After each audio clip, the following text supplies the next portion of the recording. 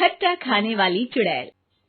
रात को अचानक राधिका मौसी को किचन से कुछ गिरने की आवाज आई। उन्होंने बाहर निकल के देखा तो किचन में उन्हें कोई सफेद साड़ी में दिखा। वो चीख पड़ी, हे भगवान, आलतू जलाल तू आई बला को टाल तू, आलतू जलाल तू आई बला को टाल तू। राधिका मौसी को चीखते सुनकर श्रवण बाहर आता है भागते हुए। अरे माँ, क्या हुआ? क्या देख लिया? दादी माँ आ गई क्या सपने में? अरे बेटा, रसोड़े में देख तो कौन है? श्रवण रसोड़े में झांक कर देखता है और उसे कोई नहीं दिखता अंदर। अब रसोड़े में तो कोई नहीं है माँ। कोई सफेद साड़ी में नहीं है क्या? नहीं माँ, कोई भी नहीं है। चिल्लम चिल्ली की आवाज सुनकर काजल भी वहां आ जाती है। अब क्या हो गया माँ जी? अरे बेटा, रसोड़े में एक चुड़ैल थी सफेद साड़ी में। अरे क्या कर रही थी वो अंदर? अरे बताया नहीं, कल आएगी ना तो पूछ लूंगी। चुड़ैल जी, आपका क्या प्लान है? माँ जी, रात बहुत हो गई है, आपने कोई बुरा सपना देखा होगा, चलिए सो जाइए। राधिका मौसी सोने तो चली जाती है, पर उनको रात भर नींद ही नहीं आती। वो कुछ भी उलझुल बातें सोचने लगती है। कहीं चुड़ैल की वजह से तो घर में टेंशन नहीं हो रहा, कहीं उसी की वजह से तो वो दादी नहीं बन पा रही। सुबह जब राधिका मौसी रसोड़े में छानबीन करती है तो पाती है कि नींबू का अचार गायब है। चुड़ैल नींबू का अचार ले गई, मुझे तो ठीक नहीं लग रहा कुछ। चुड़ैल को भी पता है कि जिंदगी का असली मजा तो खट्टे में ही है। राधिका मौसी झट से श्रवण को फोन कर देती है। बेटा, मुझे समस्या समझ में आ गई है, हमें एक तांत्रिक की जरूरत है। अरे क्या बोल रही हो माँ, तांत्रिक की क्या जरूरत है? आप पूजा पाठ तो कर ही रही हो ना। आलतू जलालतू मंत्र सारे फालतू जैसे कुछ मंत्र पढ़ो, चली जाएगी अपने आप चुड़ैल। अरे नहीं बेटा, कभी चुड़ैल को कम नहीं समझते। अरे तुझे पता भी नहीं चलेगा कि कभी वो छल करके काजल की जगह घर की बहू खुद बन जाएगी। क्या माँ, कुछ भी बोल रही हो? कहाँ काजल और कहाँ चुड़ैल? वैसे एक बात बताओ, काजल को अगर गाने के लिए बोल देना तो चुड़ैल काजल की आवाज सुनकर घर तो क्या, धरती लोग छोड़कर चली जाएगी। तुम ना पढ़े लिखे बच्चे हर चीज को मजाक समझते हो। तुम रहने दो, मैं खुद ही तांत्रिक को बुला लेती हूँ।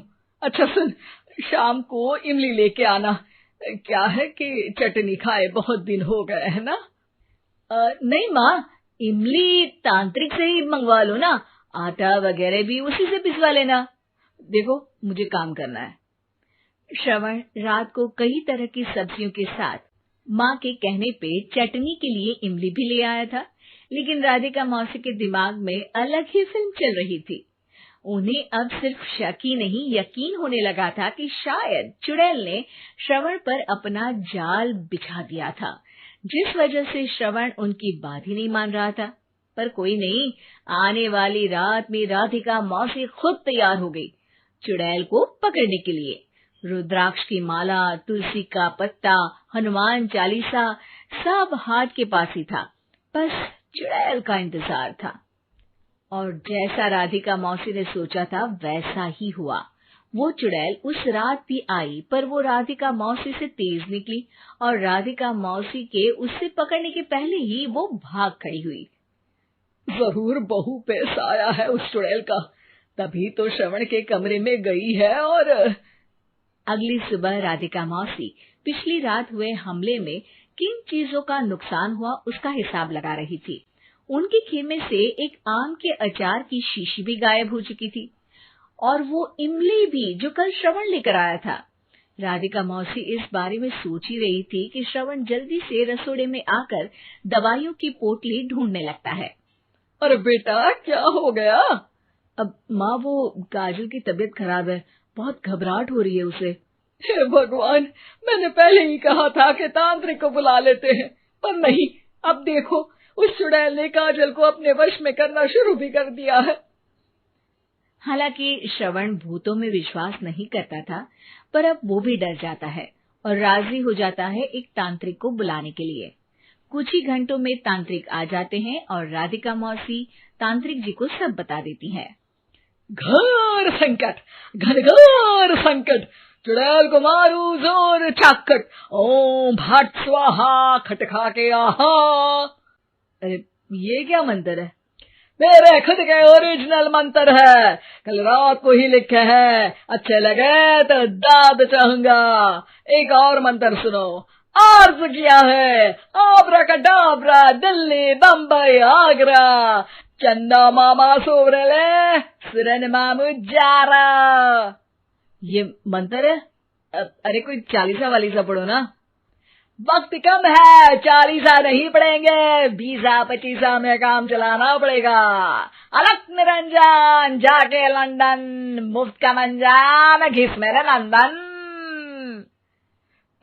अरे जल्दी करो तांत्रिक जी, जल्दी करो। तांत्रिक अपने उल झलूल मंत्र पढ़ने लगता है। श्रवण को तांत्रिक पे शक होता है। वो अपने एक डॉक्टर दोस्त को कॉल कर देता है ताकि कोई अनहोनी हो तो इमरजेंसी में चीजें मैनेज हो जाए। तांत्रिक धुनी रमाता है, जिसकी वजह से कमरे में काफी धुआं हो जाता है और जिसकी वजह से बहू की घबराहट बढ़ जाती है। अब भागेगी चुड़ैल। हाँ। बहू खांसते हुए धुएं से बचने के लिए बाहर चली जाती है। अरे भाग रही है, भाग रही है। पीछे पीछे श्रवण भी जाता है। बहू एक सोफे पर बैठ जाती है। तभी डॉक्टर दोस्त आ जाते हैं और श्रवण को पानी लाने के लिए कहते हैं। थोड़े चेकअप के बाद डॉक्टर कहते हैं, मेरे हिसाब से जाप का काम पूरा हो गया है। क्या मतलब? अरे कुछ भी नहीं माँ, कोई चुड़ैल नहीं है, खुशखबरी है, अब दादी बनने वाली है। मगर वो सब अचार के डब्बे। श्रवण दोनों अचार के डब्बे अपनी माँ को दिखाता है, जो कि उनके बिस्तर के नीचे छुपे हुए थे। आपने सही बोला था माँ, वो चुड़ैल काजल ही थी जो खट्टा खा रही थी। हमें कल ही पता चला, पर हमने आपको ये तांत्रिक वाला काम करने दिया ताकि आपको भरोसा हो जाए कि भूत वगैरह कुछ होता ही नहीं। अच्छा अच्छा, ये तो बड़ी खुशी की बात है, पर बेटा मुझे एक झाड़ू तो ला दे। क्यों माँ? ये तांत्रिक का भूत उतारती हूँ मैं।